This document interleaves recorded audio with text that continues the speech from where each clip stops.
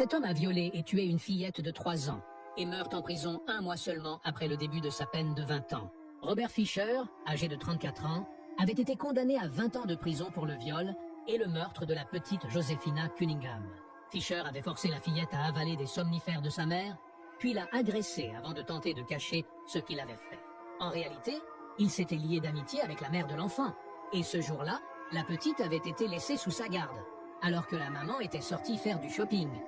Lors du procès, la procureure Antonia Edwards a révélé que Fisher avait utilisé des lingettes pour tenter de faire disparaître les preuves.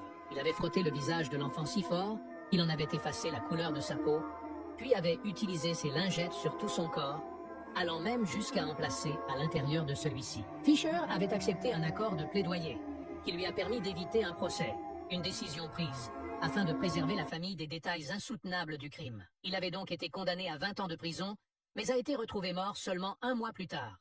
Les autorités pénitentiaires ont catégoriquement refusé de révéler la cause du décès, en attendant les résultats du médecin légiste. Qu'en pensez-vous? Sa mort est-elle un suicide? Ou est-ce que les autres détenus s'en ont chargé? Vos avis en commentaire.